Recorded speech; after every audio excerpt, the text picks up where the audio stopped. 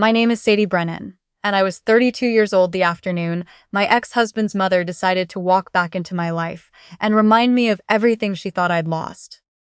It was a Wednesday in late October, the kind of day that makes you grateful you work somewhere with good heating. I was at Ridgecrest Community Centre in Oakville, the one on Dorval Drive with the scratched linoleum floors, and the motivational posters no one ever actually reads. I'd been running the after-school financial literacy program there for almost 2 years, teaching teenagers how to read a pay stub, how to open a TFSA, how to not get eaten alive by a credit card at 19.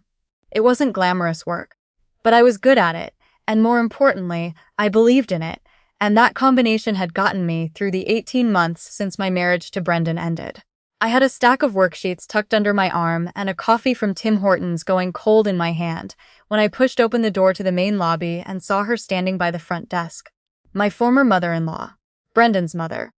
I hadn't spoken to her since the week I moved out of the house on Maple Grove that Brendan and I had shared, hadn't even seen her face except once in the parking lot of a Sobeys, briefly, from a distance, which I decided didn't count.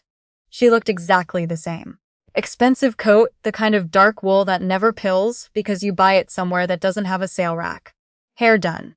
Posture like she'd been told once as a child to stand up straight and had never stopped. She was talking to the young woman at the front desk with that particular tone people use when they want something done but don't want to seem demanding about it. Pleasant on the surface, pressure underneath. She turned and saw me at the same moment I saw her. There was a half second where I thought about walking in the other direction, taking the side hallway, looping around through the gymnasium, pretending I hadn't noticed. I'd gotten good at protecting my own energy in the past year and a half. My therapist called it healthy boundary setting. I mostly thought of it as not walking into walls on purpose. But she was already looking at me, and something in her expression shifted. Not warm, not cold exactly, just calculating, the way it always did when she was deciding what kind of moment to make. Sadie, she said. She said my name the way some people say a word in a foreign language they don't entirely respect. I didn't know you worked here. I do, I said. I kept my voice even. I had worksheets to distribute and a group of 15-year-olds waiting for me in room 4B, and I genuinely did not have the bandwidth for whatever this was going to be. She glanced around the lobby.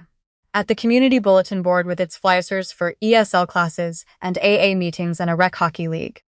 At the faded carpet near the entrance. At the fluorescent light in the corner that had been flickering for 3 weeks, and that facilities had promised twice to fix.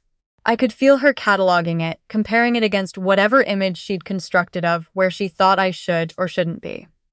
I'm here for my granddaughter's dance recital, she said. They use the gym on Wednesdays. I know, I said. I work here. She smiled at that, not a kind smile. Of course. She tilted her head slightly the way she used to do at family dinners when she was about to say something dressed up as concern. You seem well, Sadie. All things considered. I didn't respond to that. I knew what all things considered meant. It meant, given that you're divorced, given that you're 32 and starting over, given that Brendan has moved on, and you're here with your cold coffee and your worksheets in a community center off Dorval Drive. She stepped slightly closer, lowering her voice just enough to make it feel like confidence. Loud enough that the woman at the front desk could still hear every word if she wanted to. I want you to know, she said, that I never blamed you. Not entirely. She paused, letting that land. Some people just aren't built for the long haul. Brendan understood that eventually. He deserved someone who could really commit to building a life. To building a family. Another pause. He and Tara are expecting in the spring, by the way. Did you know? I hadn't known. Tara was Brendan's new partner. She'd been his colleague before she was anything else, and I'd learned about their relationship the same way you learn most things you weren't supposed to know yet. Through a mutual friend who assumed I'd already been told. That had been 8 months ago.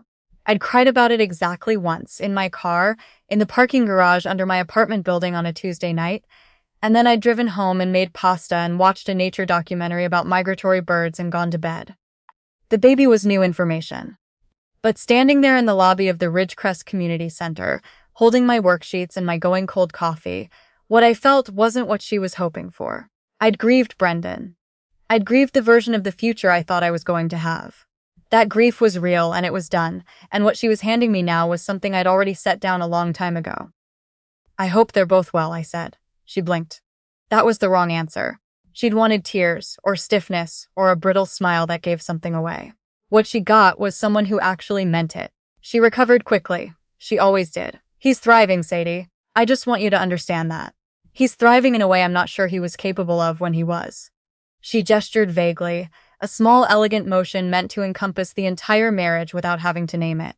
Anyway, some endings are really beginnings, aren't they? For everyone involved. I opened my mouth to respond, though I wasn't entirely sure what I was going to say, and that was the moment the front door opened behind me and let in a gust of October air and Marcus Okafor. I had been dating him for 7 months. He was 40 years old, quiet in public and funny in private, and he ran the regional investments portfolio for a mid-sized Ontario credit union with enough assets under management that the number, if I ever said it out loud in the wrong room, tended to make people recalibrate. He was wearing his work coat, charcoal, well-cut, the kind of coat he never seemed to think about, but that always looked deliberate. And he was carrying his daughter's forgotten dance bag, because she'd called him in a panic from the change room 20 minutes ago, and he'd driven over from his office in Burlington to drop it off. He saw me first. His face did the thing it always does when we make eye contact in a room, this small private softening that I don't think he's fully aware of, like something in him just settles. "Hey," he said, crossing the lobby toward me. She called me in a complete panic. You'd think she'd forgotten her entire skeleton, not just her tap shoes.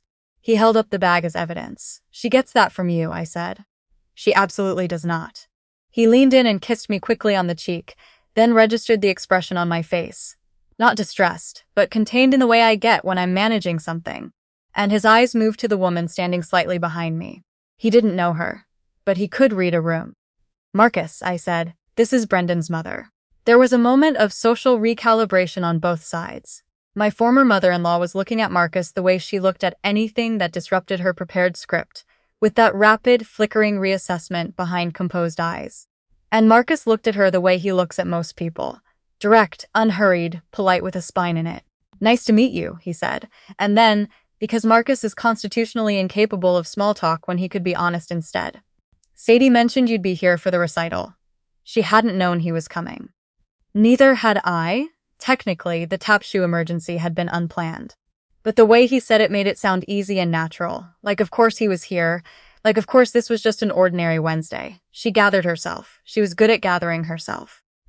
"I didn't realize Sadie was seeing anyone." "We've been together about 7 months," he said, in the same tone you'd use to describe a weather pattern. Not defensive, not performing anything, just informing. "How lovely," she said, and she turned back to me, recalibrating once more, looking for another angle. "Sadie, I really do hope you're happy. I just think Brendan gave a lot to that marriage, and I know it wasn't always easy for him. I want you to understand what he sacrificed. He had opportunities he didn't pursue because of where your priorities were.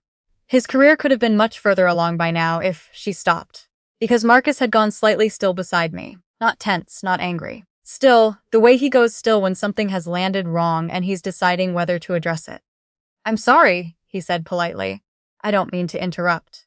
"But," he looked at me, a brief look, checking in. I gave him the smallest nod. "I think you might be talking about the Deschênes project." My former mother-in-law frowned. "I'm not sure what that is." "It was a regional infrastructure proposal about 3 years ago," Marcus said, in the calm, measured tone he uses when explaining things he knows very well. "The credit union I work for was one of the financing partners. Brendan was involved at the municipal consultation stage." He paused. "Your son is Brendan Calloway?" Her chin lifted slightly. "He is." Marcus nodded slowly. "We reviewed his firm's proposal for the second phase of the Deschênes project about 4 months ago. His team submitted a bid." He paused again, and in that pause was everything. The bid was declined. There were concerns about the due diligence documentation, specifically the financial risk assessment. I was one of the people who reviewed it. He looked at her carefully. "I don't think I should say more than that. But I'm not sure the narrative about where his career is sitting right now is entirely the one you might think it is." She stared at him. The front desk woman was very deliberately looking at her computer. Marcus looked at me. "I should get this bag down to the change room before your program starts," he said, nodding at the stack of worksheets under my arm. "You've got 5 minutes, right?" 4, I said. "Go," he said. And then to my former mother-in-law with complete courtesy. "It was good to meet you. Enjoy the recital." He walked toward the hallway that led to the gymnasium change rooms, and I watched her watch him go. I watched her do the math she hadn't been prepared to do. Marcus wasn't a detail she'd accounted for. Neither was the Deschênes bid, or what it implied, or the quiet precision with which he delivered the information.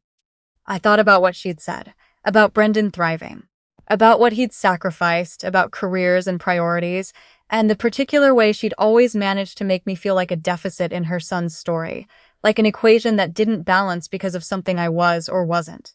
I'd believed it for a while, back when I was still inside that marriage, and trying to make sense of why it didn't feel the way I thought it should.